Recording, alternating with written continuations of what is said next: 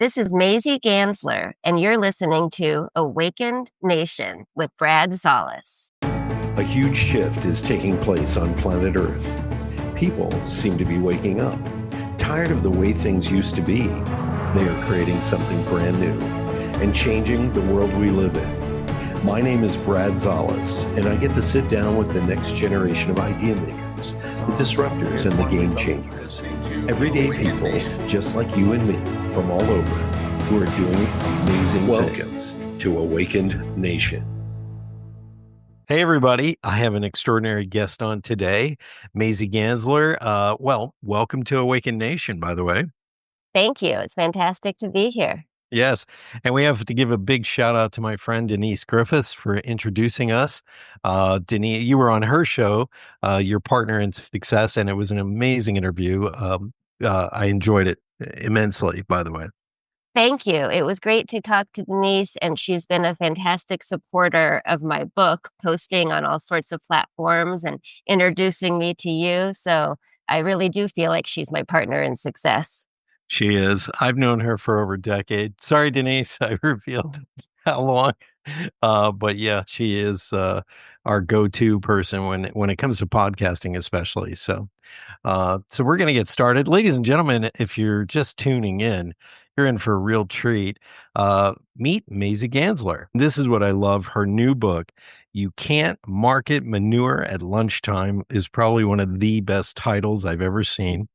Offers practical advice on building authentic, sustainable brands.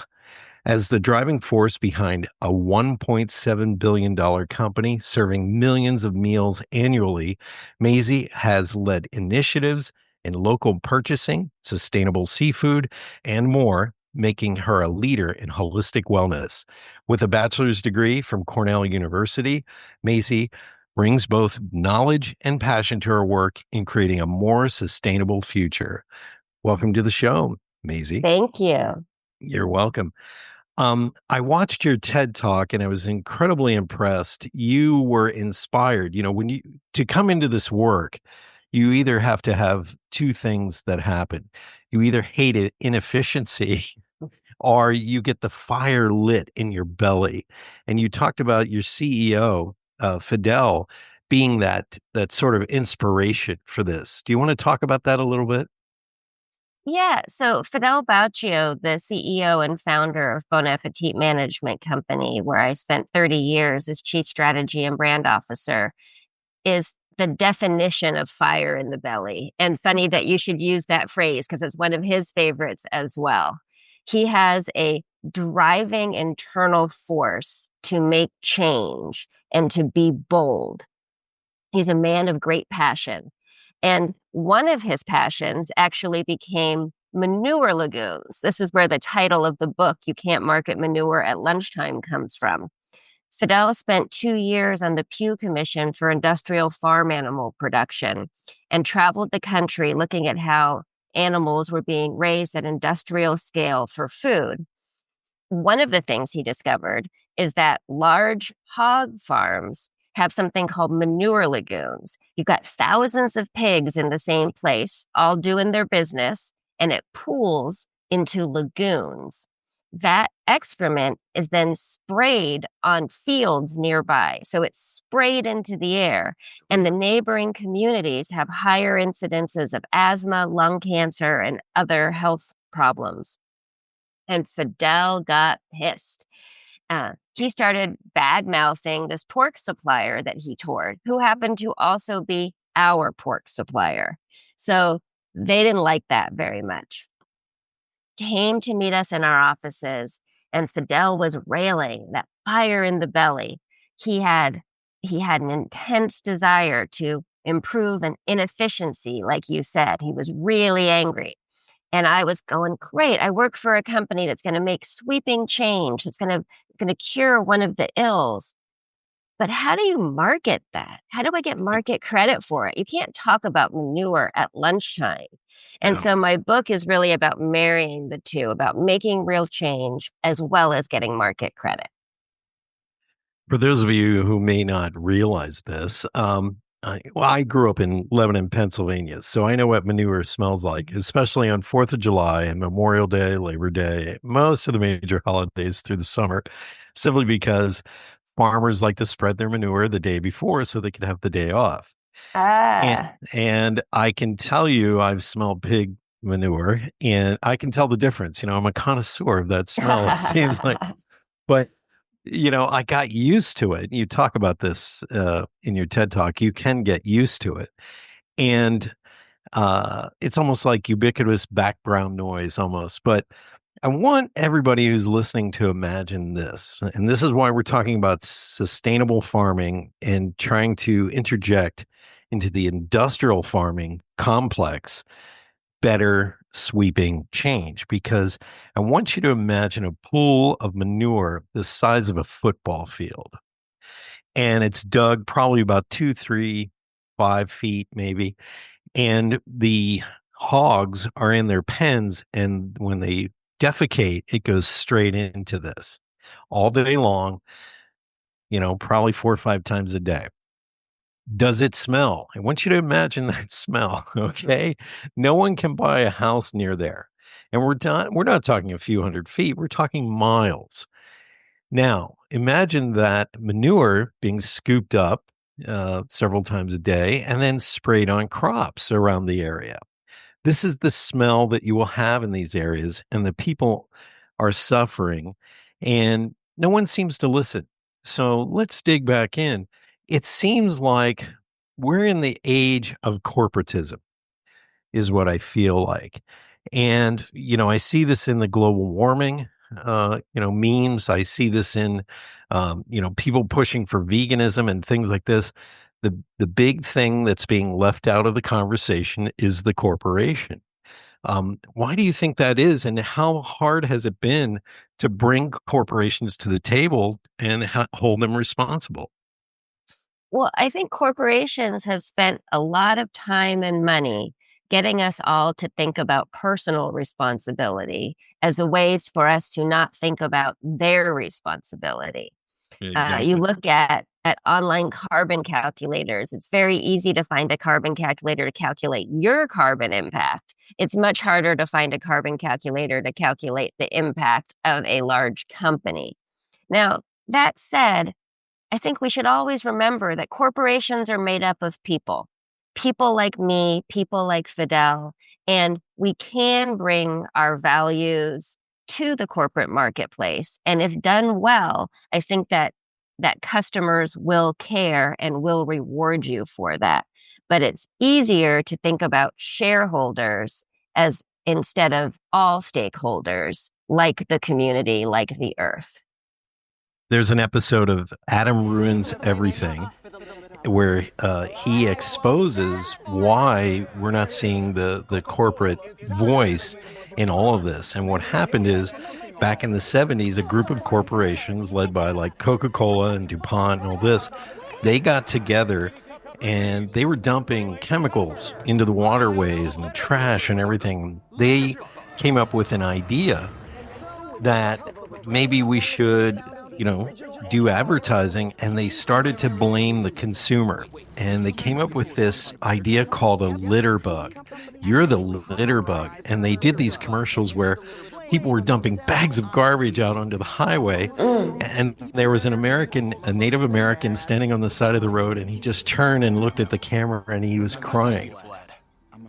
When have you ever seen somebody dump bags of garbage out onto the highway? I mean, maybe it does happen, but it's so rare. Um, yeah, I realized that they changed the whole narrative to focus on you and me instead of their own responsibility, and that's where I get very annoyed. Um, how hard is it to affect change when most people, I don't think they care about this. If they don't live near it, I don't think they care. Yeah.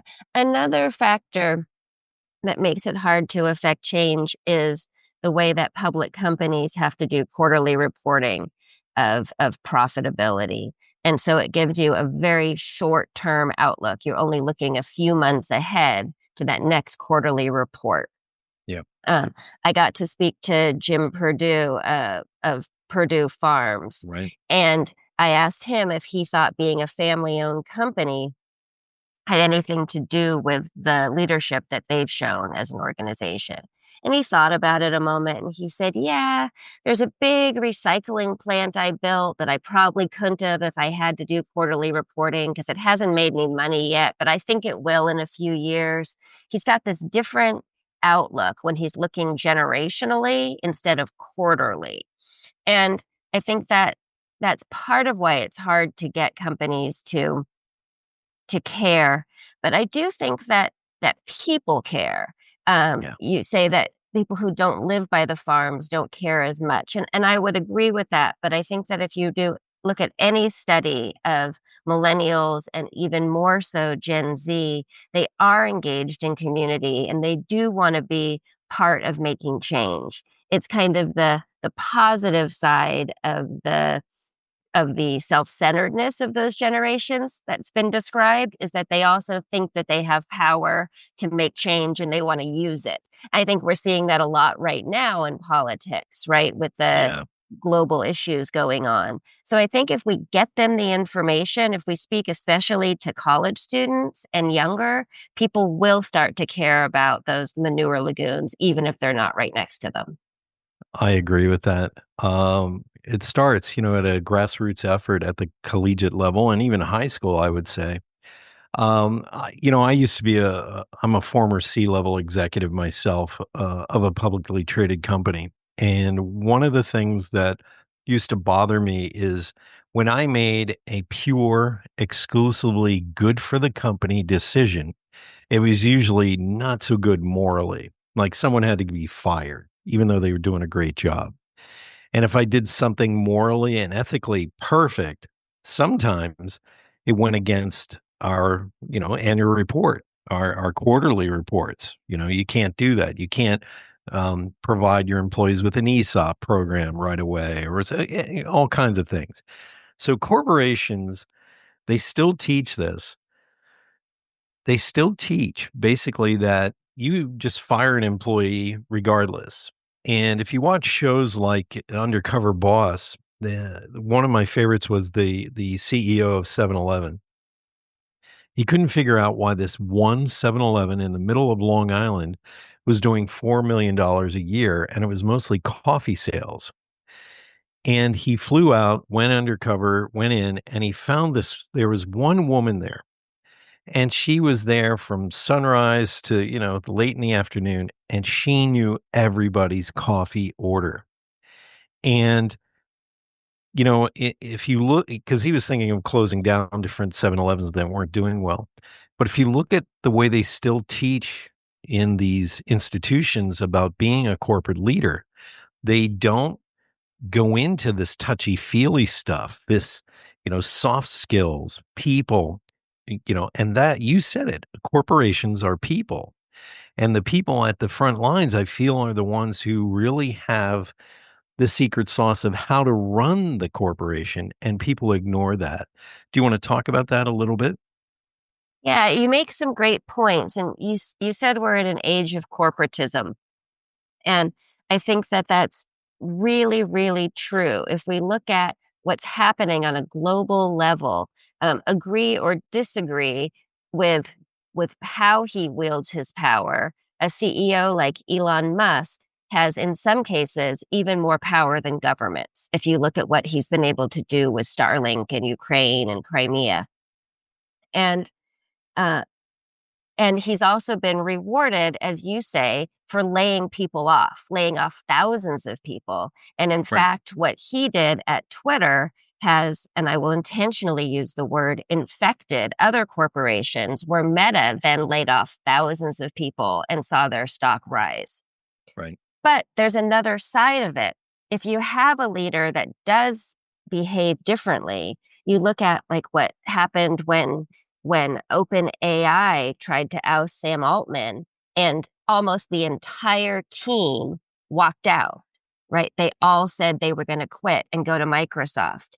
And whether it's your frontline cashier that makes the coffee at 7-Eleven, or if it's your coder that's writing the next piece of AI script, it's those people that really make your company successful over the long run, and leaders need to invest in them.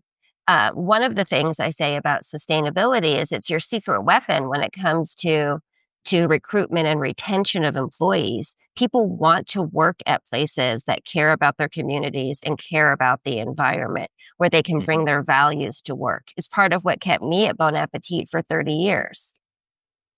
Wow, that is a career. Holy moly. Are you a boomer by any chance? Because I No, only hear numbers like this from boomers. I'm a grumpy Gen Xer. Nice, good. And you're joining us today from Puerto Vallarta, so we are, much more international than we used to be. We're listened to here in 85 countries, by the way. So, Wow. I really appreciate that you did this today. One of the things I admire you for is a lot of people when they see, how pork is done or they see how chicken slaughterhouses are horrible. I had a friend who worked in a chicken slaughterhouse for a whole summer, and he couldn't eat chicken for years. He just couldn't. It's a disgusting smell. How they kill them and the blood and guts. He had to hose it all down. So he said it's just horrible, Brad. You wouldn't believe it. And that was 50 years ago for me. And all I have to say is I really admire the fact that you didn't turn around and go, well, we should all be vegan, because I don't believe we can be vegan. Not everybody's built to be vegan, especially if you read Dr. Peter Diadamo's book, Eat Right for Your Blood Type. So I really admire that you didn't go the opposite direction, but instead say, hey, look, if you're going to do pork, and pork is probably one of the dirtiest animals because they eat their own feces, we should hold a higher standard than what we are looking at today. And I have to ask you this because I grew up in a farming community, as I told you in the beginning. We didn't have a separate food supply and then organic. Everything was organic. What changed? What do you think created this, you know, industrial farming complex that we see today? It shouldn't be that way. And many of our food products are banned in other countries. What changed?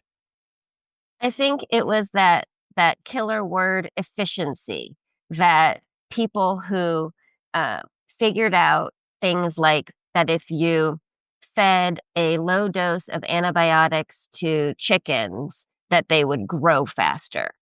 Yeah. And that became a, a double dipping of a way that you could make chickens grow faster and also ward off some disease with low dosing antibiotics. And what wasn't taken into account were the public health impacts and the long-term impacts.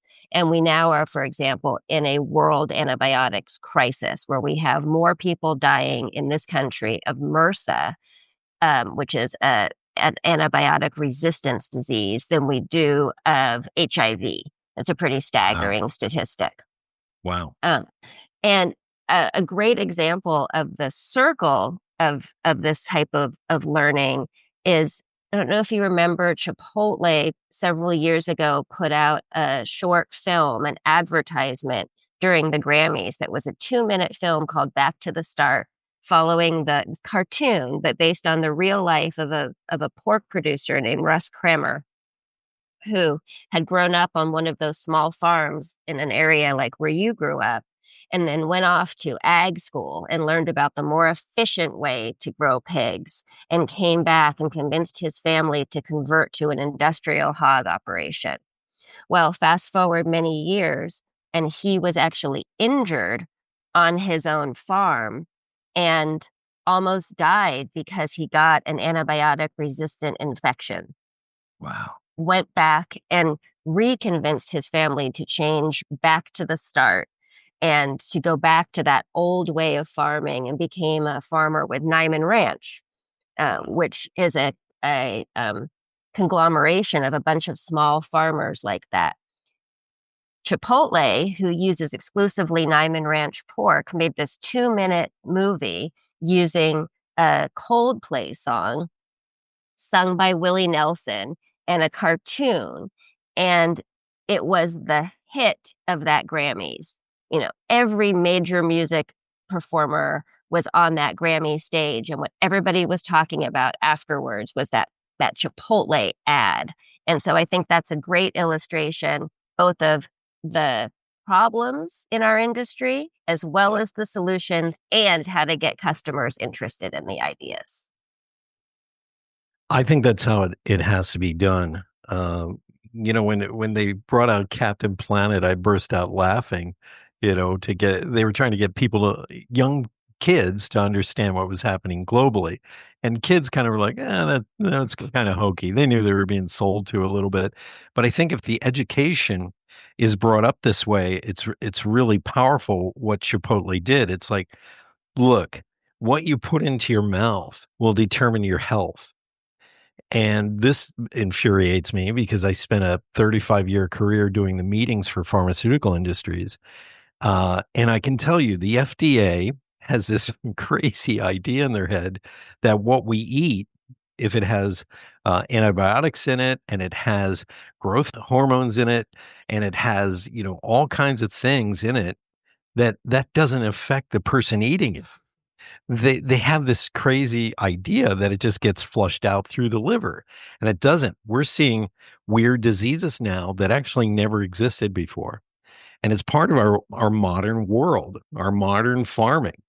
A lot of people don't know this, but uh, when you do this sort of industrial farming, what happens is they don't care about the animal. And any hunter out there knows that if you shoot a deer and you don't kill it properly, the deer runs, and you can't eat that meat because it's filled with, the deer is freaking out and you can taste it. It's gamey, they call it. And it's the same with our food supply right now.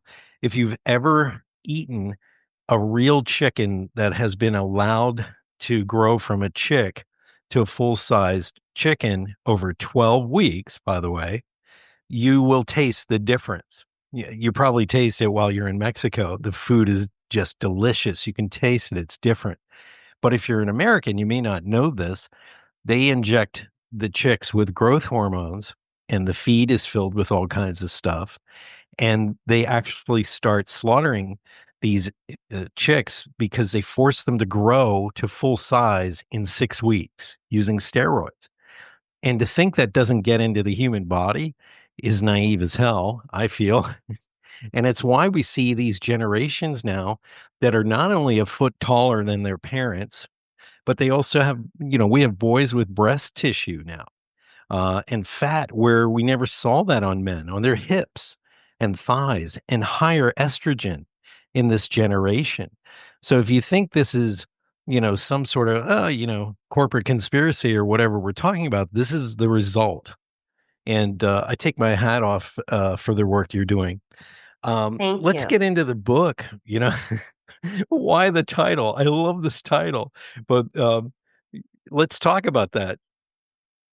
Well, I told you the story of where the title came from, in this time that Fidel was so excited about getting rid of manure lagoons from our supply chain, and I was the one that had to figure out how to market it. Right. And so the book is aimed at teaching people to meet the dual purposes of making real environmental or social change and getting market credit for it. In terms of where the title actually came from, it's kind of a funny story.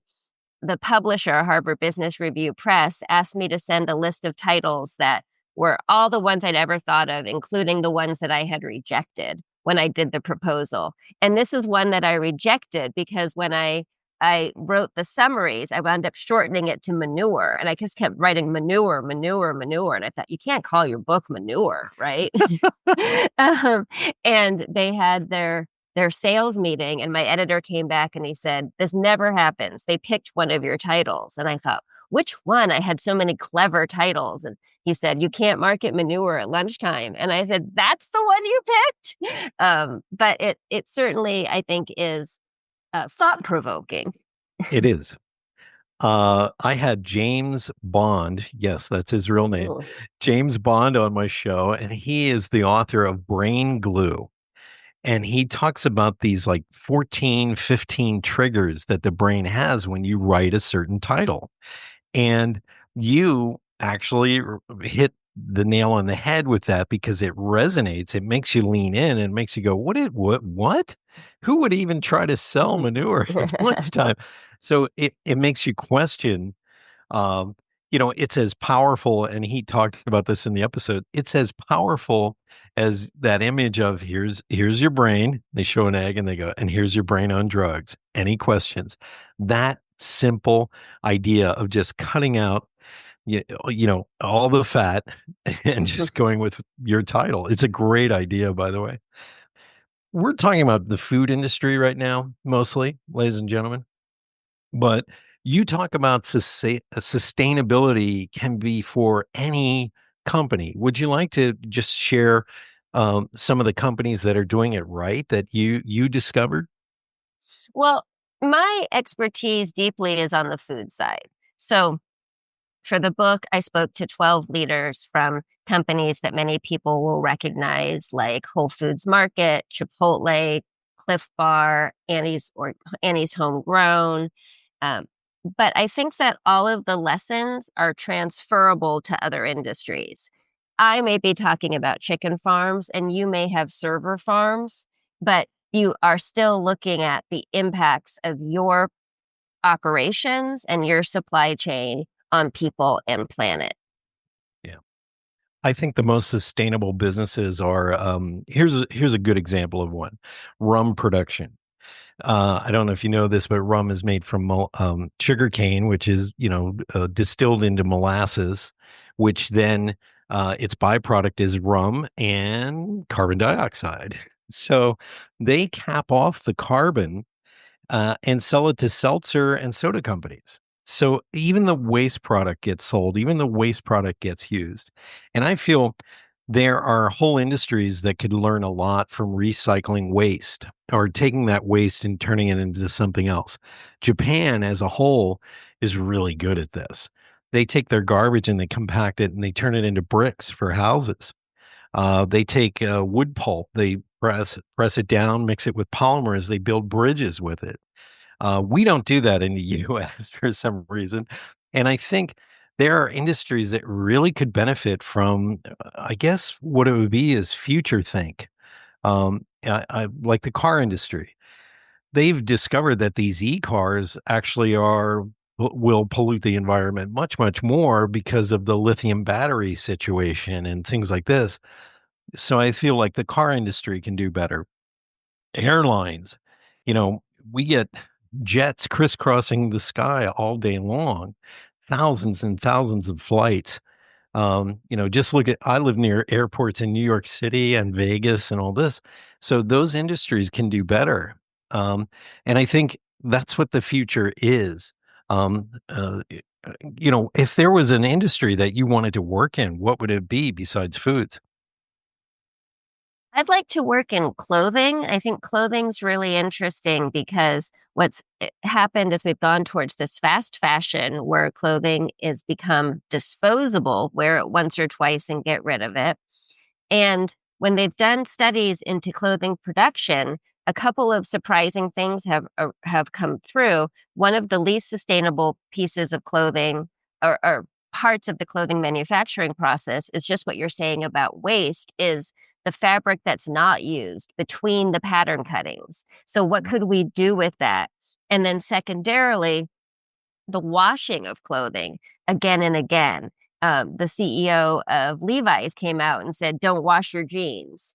And that got a lot of press about that real worn, dirty jean look. But it's also a step towards sustainability, maybe a hard one for us to swallow. But I think the clothing industry is a really interesting one. Also, the dyes and, of course, the labor issues.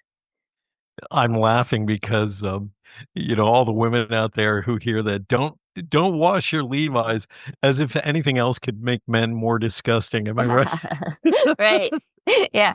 Now, got to do a master class at a CMO conference earlier this week, and one of the speakers before me was the head of marketing, the chief marketing officer for NASCAR. Oh, an wow. industry that I don't know really much about. But they have a net carbon commitment to go to net zero on carbon. And you think, what puts more pollution in the air than cars going around a track, right? Right, right. But I don't know how they're going to get that, but I found it really interesting and inspiring that they've made the commitment and they're going to try to figure it out. One of the things I talk about in my book is that there's two different approaches to making commitments. One is to make a commitment that you know how you're going to reach and lay out a plan, make your public commitment, and move towards it. The other is to set a crazy commitment that you don't know how you're going to reach. It's Jim Collins's big, hairy, audacious Yeah. goal, BHAG, right? And go for it, work really hard, and probably fail. But if you get 80% towards that big, crazy commitment, there's huge innovations and learnings in there. And I don't know if NASCAR thinks that they've got an achievable commitment or a big, hairy, audacious goal, but I know that they're going to learn a lot from trying to take a very carbon intensive, by definition, sport and make it net zero. I love when corporations or entire business sectors do this, that daring, audacious idea. Patagonia, I think, started this cycle. They shut down their offices for like a week, and they flew everybody to Patagonia, and they were up on the mountains, they were skiing, they were doing all kinds of stuff. But at night, they sat around the fire and they just threw out ideas constantly, back and forth. Netflix did something that wound them in the Harvard Business Review. Um, it was how to manage, A players, how to hire and manage and do things very differently in this day and age. And they literally took all their people managers before they hired anybody new. They took them up into the mountains and they made them meditate. And Mm. they said, I want you to visualize the outcome over this year. And then they worked backwards and they figured out who they had to hire, very specifically who they needed to hire to reach those goals. And I thought that is bold, courageous, and good business. Because at the end of the day, business is about people, whether it's your customers or your employees. You really, really have to see the world differently now. No matter what, Wharton taught you about people management, you have to really look at it differently today. Am I right on that? 100%. One of the things that I did several times at Bon Appetit with my team is brought together a cross-functional but small group. So if we were working on a new software platform, for example, we brought in registered dietitians and chefs alongside the development team. And over a meal in a quiet place, closed our eyes and imagined without any resource constraint what the perfect product would be. Once we had that vision, then we could set about trying to come up with the shortest route to get there. And that's very different than saying, what's the next logical step of my software platform? Mhm. I love that. Bill Burr, the comedian, said something that just cracked me up. I liken it to what he said to some corporations, what they do, just try to be better because you're not going to change people's minds. And that is, he he went off on McDonald's. He said when McDonald's brought in salads, they failed. He goes, nobody goes to McDonald's for a salad. You pandered. You pandered to the group. Everybody goes there for what it is. Cheap food. Well, it's not so cheap anymore. And to get their kids to shut up. That's basically what it is. And so I think there are certain industries where it's like, well, how are you going to make this sexy? You know? Well, I don't disagree about what Bill said about salads. I've certainly never bought a salad myself at McDonald's. But if we look at what's happened in quick service over the last 10 years, there have been things that have happened that I never would have imagined. The one that comes to mind the most for me is that Burger King put Impossible Burgers on the menu and Carl's Jr. put Beyond Burgers. If Yeah. you had told me that a plant-based burger was going to be on every fast food menu, except I may say McDonald's, uh, I would not have believed you. Now, I got to dive into a lot of information about McDonald's specifically because I was actually nominated to the McDonald's board by Carl Icahn in a proxy battle over how they weren't living up to their commitment that they had made around pigs, taking us back to where this conversation started. And McDonald's spent $16 million by their own accounting to fight this proxy battle rather than live up to their own commitment and do the right thing by pigs. Isn't that amazing? They would rather fight it than, yeah, just do the right thing. I think this is what I love about young people today, and a lot of my expertise is in the generational differences. What I love about millennials, Gen X, and Gen Z is they hold companies accountable. And if you screw over one of these younger people by doing something really dumb, they will leave en masse, and you'll see your sales drop by millions of dollars, sometimes billions.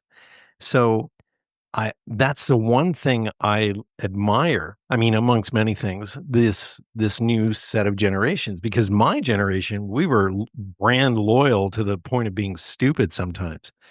You know, Not only will boomers, they leave, they also will talk about it publicly and loudly. I yes. I was just in the Charlotte airport and I had a problem at the Starbucks there. The posted price didn't match the price that I was charged. And they weren't willing to make a difference. They said, "Well, the sign's old." And I and I said to myself, if I was a generation, I would post something on social media about this, right? And I would tag the Charlotte Airport and I would tag Starbucks and I would probably get this changed. But gosh, I already quit X because of Elon Musk. And I don't really have any big social media presence because I'm a Gen Xer, not a millennial. Luckily, when the manager returned, he refunded my money. That is cool.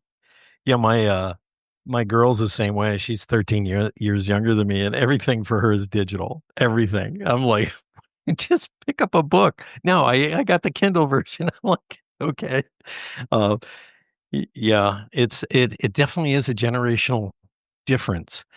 And if corporations don't realize that, I mean, it's based on buying patterns, thinking, attitudes, expectations. It's very different. Boomers will put up with a heck of a lot of problems. I mean, look at Harley Davidson. If that had happened under, the failure of the bikes, I mean, they used to fall apart on the road when AMF built them.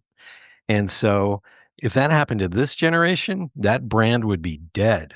But it happened under baby boomers generation. And so they survived. But today you can go out of business if you if you destroy the millennials' attitude towards you, you can be over overnight very quickly. I think part of why Harley Davidson did survive, and I do agree with you, it would be different today, but was because they had such a strong brand that was so associated with a lifestyle that people were actually a part of or aspired to be a part of. And Yeah, you mentioned Patagonia. They've also created a really strong brand based on a lifestyle and the values that they espouse. And people pay a lot of money for Patagonia clothing. It they certainly do. ain't cheap, right? It's called Patagucci sometimes.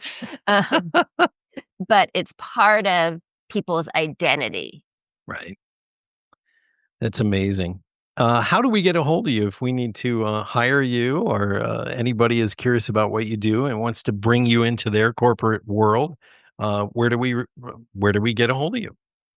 Well, I can be reached at maisieganzler.com, MAISIEGANZLER.com. The book, You Can't Market Manure at Lunchtime and Other Lessons from the Food Industry and Creating a More Sustainable Business, is available at your local bookshop as well as, of course, on Amazon. And I'm really enjoying doing classes, workshops for corporations, public speaking, and advising and board work. I think people should hire you for a closed door executive session. And hear me out on this one, because some of the ideas that are being thrown around, I think executives need to understand it at a more visceral level rather than business level. And I think a closed door session, I used to offer those as a keynoter, where you get to give them those little pieces of really serious secret sauce that makes them go, wait a minute. And it's like, I don't share this on the main stage, but here are the numbers. And a lot of times those are just, they inspire them to change a little bit more at the top of these ivory towers a little I bit. think So. you're totally right. And behind those closed doors is also where we can ask the really tough questions about who are you truly as a brand? Where do you actually want to get to? And what risks are you willing to take to get there? And then we can do something fantastic together. Mhm. I love it. Uh, Maisie Ganzler, thank you for being on Awakened Nation. I appreciate it. It's been a true pleasure, Vlad. Thanks. All the way from Puerto Vallarta, which I've been to. Are you enjoying your time there, or do you live there, or is it just vacation?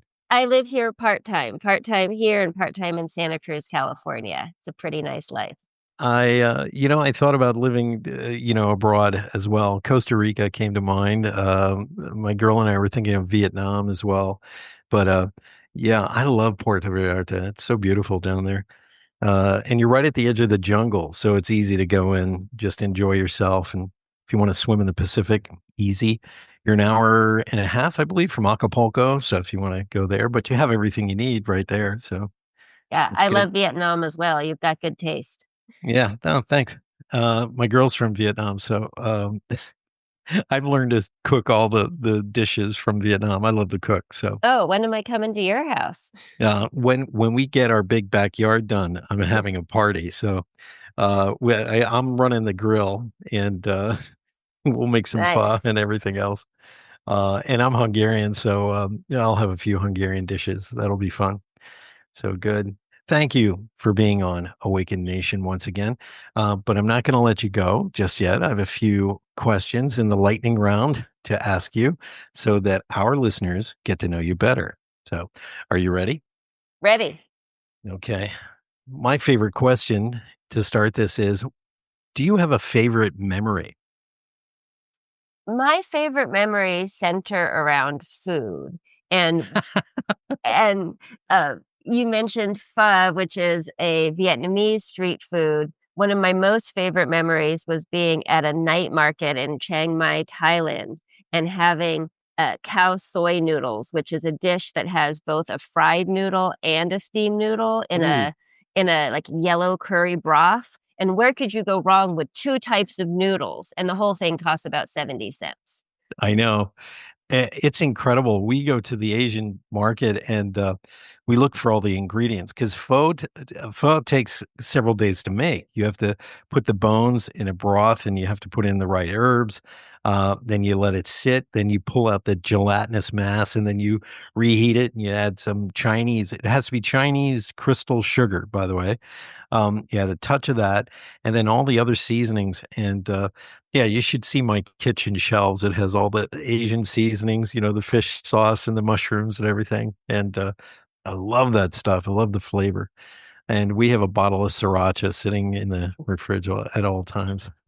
So- Well, now that you've whetted people's appetite for Vietnamese cooking, I have to put in a plug for Andrea Nguyen's cookbooks. She has seven oh, Vietnamese cookbooks, including starting with Vietnam Any Day and going through a, a pho book, and all the way to her latest is around mainly vegetarian food, but delicious and really great recipes.